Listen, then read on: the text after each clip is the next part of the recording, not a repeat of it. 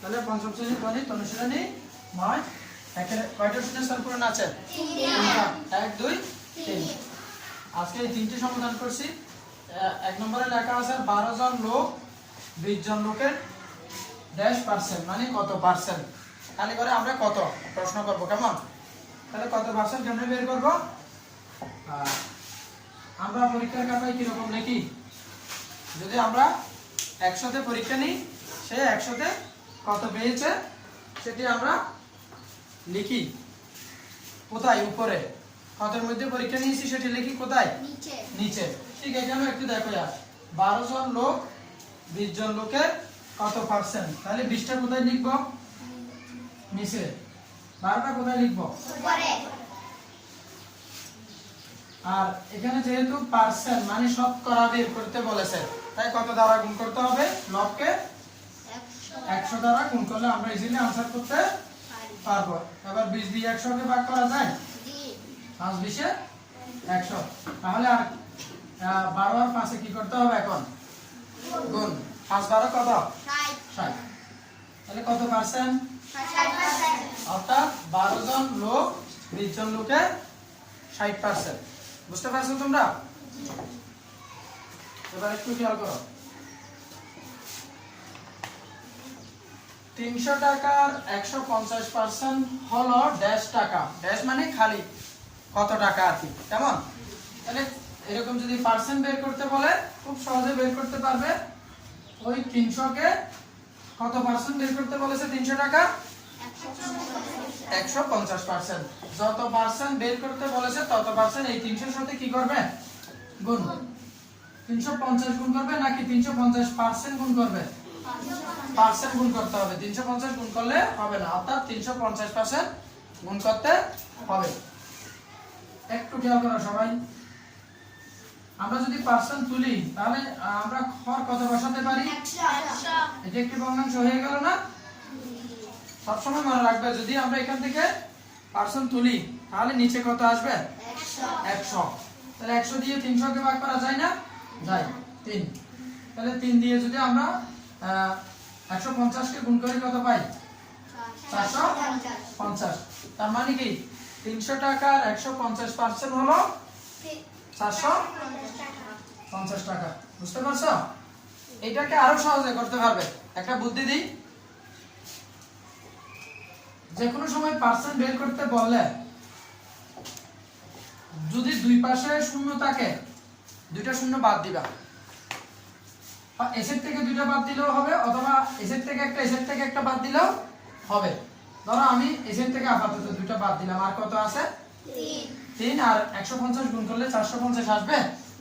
তাহলে এটা তোমরা পরীক্ষায় এই বুদ্ধি খাটিয়েও শূন্যস্থান পূরণ দ্রুত করে ফেলতে পারবে। যে কোনো দুই সাইড থেকে পার্সেন্ট বের করতে বললে দুইটা শূন্য বাদ দিবে। এক সাইড থেকে দুইটা বাদ দিলেও হবে, দুই সাইড থেকে দুইটা বাদ দিলেও হবে। বাদ দিয়ে যা থাকবে তা গুণ করলে যেটি পাবে তাহলে পার্সেন্ট বের হয়ে যাবে। যদি অঙ্ক করতে বলে তাহলে ওভাবে করবে, আর শর্টকাটে আনসারটা যদি শূন্যস্থান পূরণ করতে বলে তাহলে তো আমার দ্রুত আনসারটা বের করে নেওয়া দরকার।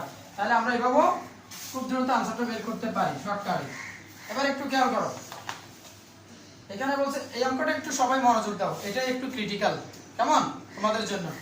এখানে বলছে খালি করে কত বড়, কত গ্রামের 56% হলো 42 গ্রাম। আমরা জানি কত গ্রামের 56%? তাহলে যদি না জানি আমরা এটাকে কি ধরে ফেলবো? ক। ক গ্রামের 56%। আমরা এর বললে কি চিহ্ন লিখতে পারি? গুণ। কয় পার্সেন্ট? 56%। তাহলে 56% এটার সাথে কি করব?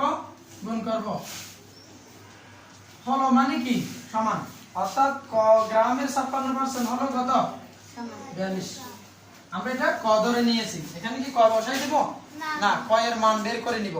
ক এর মান যত আসবে তত হবে এই শূন্যস্থানে বসবে আর কি। একটু খেয়াল করো, মাঝখানে সমান থাকলে আমাদেরকে বা দিয়ে লিখতে হয় ক। আমরা এটাকে পার্সেন্ট তুললে কত পাবো বলছি? 100।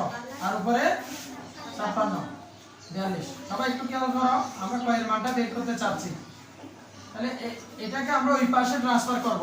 খালি করে সমানের ওই পাশে নিলে, এই পাশে যদি এটার আগে গুণ থাকে ওই পাশে নিলে কি হবে? ভাগ। আর ভাগ থাকলে কি হতো? গুণ। যোগ থাকলে বিয়োগ, বিয়োগ থাকলে যোগ। সেই হিসাবে এটা ওই পাশে নিয়ে গেলে এটা চিহ্ন কি হয়ে যাবে, পরিবর্তন হবে। তাহলে এটা হয়ে যাবে কত, গুণটা এখানে আসলে হয়ে যাবে ভাগ। আমরা জানি যে ভগ্নাংশের ভাগ করলে পরের ভগ্নাংশ কি হয়, উল্টে যায়। তাহলে সেই হিসাবে এটাকে উল্টে দিতে পারি কিনা, পারি কিনা? পারি। এবার আমরা ভাগ করি, 14 দিয়ে এটাকেও যাচ্ছে, 14 দিয়ে এটাকেও যাচ্ছে, 3 14 42, 4 14 56। আবার 4 দিয়ে 100 কে ভাগ করলে কত, 4 25 100। এবার কয়ের মান পাওয়া গেছে, ক সমান কত পাইছি, 3 25 75। 3 25 কত, 75। তাহলে কয়ের মান যত, আমরা এই জায়গায় ক মনে করছিলাম, এখন কি ক আছে, ওই মনে করা মানটা এখন পেয়ে গেছি কত। তাহলে এখন বলতে পারি যে 75 গ্রামে 56% হলো 42। ঠিক আছে, তোমরা এখন পারবে? ঠিক আছে, তাহলে আমরা পরের প্রশ্নে যাই। বইয়ের সাথে মিলিয়ে দেখো, রবিবার কোন বিদ্যালয়ে 80 জন শিক্ষার্থীর 30% অনুপস্থিত। ওই দিন উপস্থিত শিক্ষার্থীর সংখ্যা কত? একটা বিদ্যালয়ে কয়জন ছাত্রছাত্রী? 80 জন। শিক্ষার্থী বলতে ছাত্র এবং ছাত্রী উভয়কে বোঝায়। তাহলে 80 জন ছাত্রছাত্রী আছে, কিন্তু ওরা বিদ্যালয়ে কয়জন অনুপস্থিত সেটি বলে নাই, বলছে যে পার্সেন্ট। কয় পার্সেন্ট অনুপস্থিত? 30% অনুপস্থিত। আবার প্রশ্ন করছে ওই দিন উপস্থিত শিক্ষার্থীর সংখ্যা কত। আমাদের উপস্থিত শিক্ষার্থী কয়জন সেটি বের করে দিতে হবে। তাহলে আমাদের কি কি তথ্য দেওয়া আছে সেগুলো আমরা একটু লিখি। দেওয়া আছে মোট শিক্ষার্থী কয়জন, মোট শিক্ষার্থী কয়জন, 80 জন। মোট শিক্ষার্থী 80 জন। আর অনুপস্থিত শিক্ষার্থী পার্সেন্টে দেওয়া আছে, জনে দেওয়া নেই।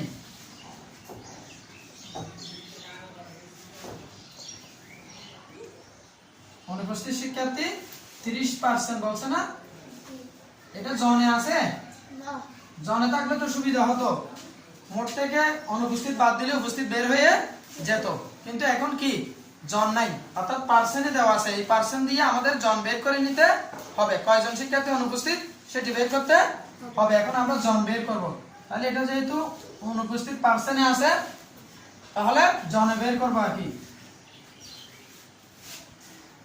অনুপস্থিত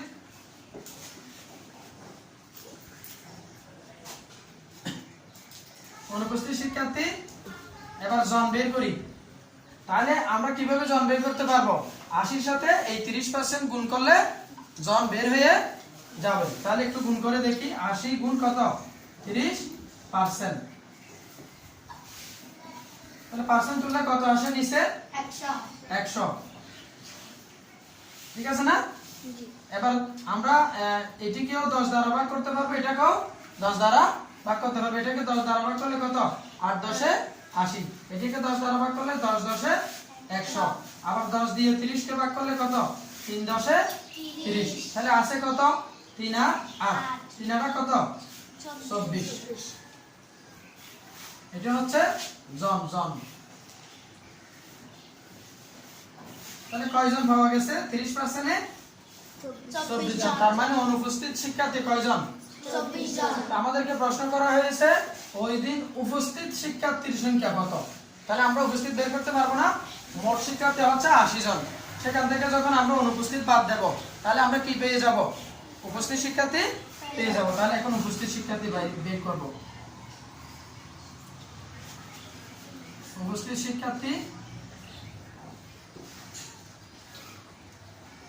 শিক্ষার্থীর সংখ্যা টোটাল কয়জন, 80 জন, তাই না? তাহলে অনুপস্থিত মানে বিদ্যালয়ে আসে নাই কয়জন, 24 জন।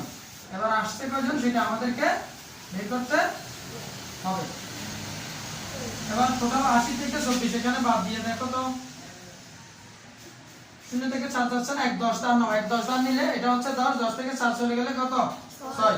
আর এটা হচ্ছে 7, 7 থেকে 2 চলে গেলে 5। তাহলে কয়জন বিদ্যালয়ে আসে নাই বলো তো, 56 জন। অনুপস্থিত বলতে বিদ্যালয়ে আসে নাই এমন 56 জন। তাহলে আমাদের প্রশ্ন করা হয়েছে ওই দিন উপস্থিত শিক্ষার্থীর সংখ্যা কত। সুতরাং ওই দিন উপস্থিত শিক্ষার্থীর সংখ্যা